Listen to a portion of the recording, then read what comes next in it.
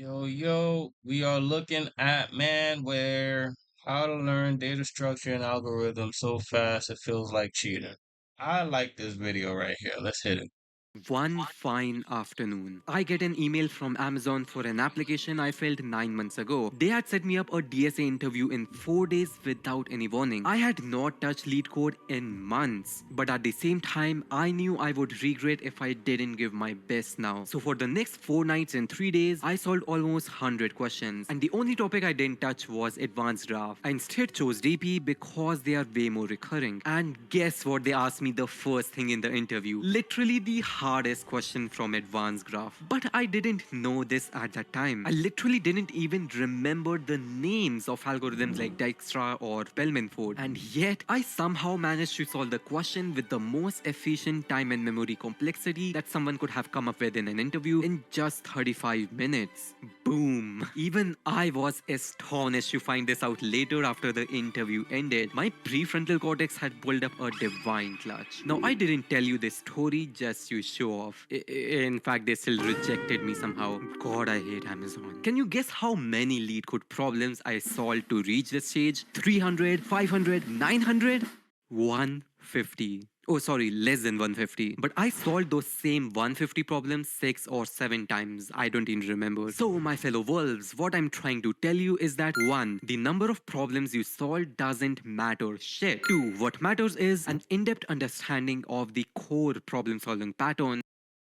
I ain't gonna lie to you. This is true. I had like a code signal interview with like some government job and shit like that. Um, I'm not gonna tell you what I did, but I tell you that I solved the questions, two of them to the best of my capabilities. The other two, man, I ain't know what the error was. And now here's the thing about it. I AI code a lot, so like the first two, I kind of got it because it's errors that I ran into a couple times, and it was super easy. I ain't gonna lie to you. I get code, so like rewriting it is not hard if you understand what the syntax is. I think that's what it really is. But them last two, boy, I should have studied lead code. That's what I was saying. I was like this, hand on my head. That blood clot. What I puss all going now. I ain't gonna lie to you. That shit had me tripping.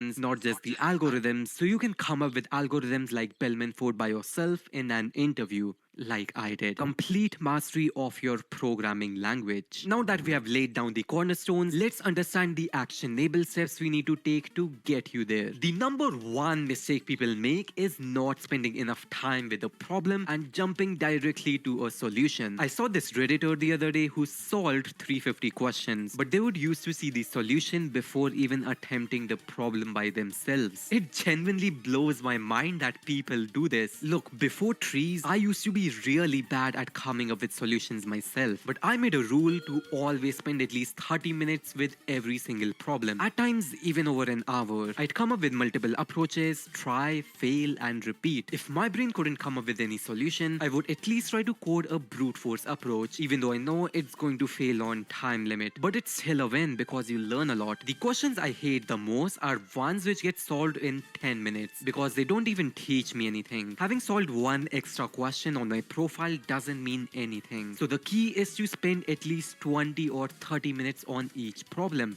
The second mistake people often That's hard. I'm not gonna lie to you. I try it out, but like in the world of AI, to spend 30 minutes, yo, it's like telling a person that's like trying to stop doing drugs, don't do drugs, and the drug is right next to them. You get what I mean? Like it's just hard to spend 30 minutes without the use of like, you know what I mean? I try it out. I try it out. make is not using a pen and paper. You know, the universe isn't just going to pop an answer in your brain, right? To think like a machine, you need to rewire your brain into thinking logically. You need to alter your habitual thinking patterns. Pondering won't suffice. So here's how you do it. The first step is to illustrate the problem on paper visually. Create new test cases and all possible edge cases beforehand and generate expected outputs for them. This makes sure you have understood the problem correctly. Nothing pains me more than having solved a problem completely, but for some random ass reason, one test case just won't pass. Even though my calculations are logically all on spot,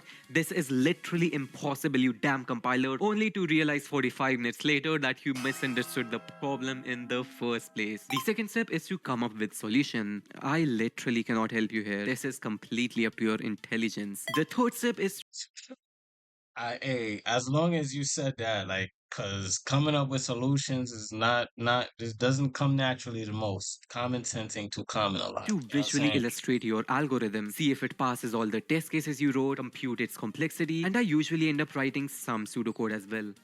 The third mistake that people often make, and I used to for a long time, is copying the solution directly from the video. When you don't pass all the test cases and finally look at a video solution, you must resist directly copying the code solution. Instead, try to remember the code exactly and write it down by memory. Initially, it will feel like moving mountains, but gradually you will realize that this is very crucial in increasing the third point, complete mastery of a programming language. I would also highly recommend you don't use AI at all while solving DSA. For even small questions like how to insert an element in an array, you can very easily find solutions on Google. It is very easy to get addicted to ChatGPT, and before you know it, you're using it to solve complete problems. AI is actually very destructive for your progress here, in my opinion.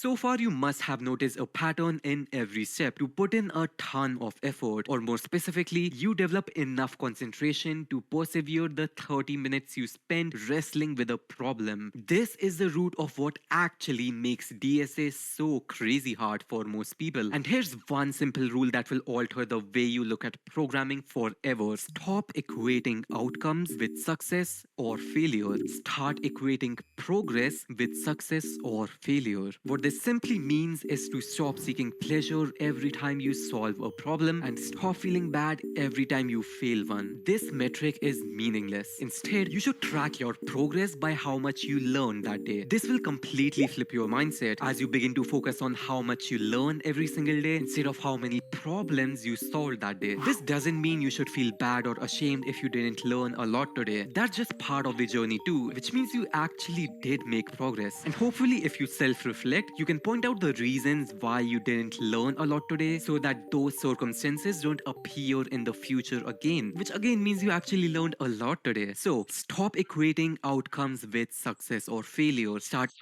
So honestly, the only reason I see to learn data structure and algorithm, which is why I reviewed this video, these are for the people who made it to the end. It's because understanding code is going to be so much more important than just copy and pasting it. And while most of the job description may not be writing code anymore, I'm banking on the fact that being a DevOps engineer will come back in style, um, but just in a different way. We won't need software engineers as much because AI will take that job, but we will need I guess a version that monitors the code, sees what's pushed to production, delegates what code gets pushed where, like just that job. If that's DevOps, then that is DevOps. But I just feel like there's gonna be a specific need for expertise, less about coding and expertise in what the code means, like what like English. Like you need teachers to teach the language or teach the concept. We're gonna stick to English. You're gonna need a teacher to teach English, how to construct sentences. And it's like being a kindergartner teacher. You know what I mean? Like you need to make sure that that student has the capabilities to go on to first grade, second grade, third grade, fourth grade, fifth grade, sixth grade, seventh, eighth, college, high school, all of that shit. You get what I mean?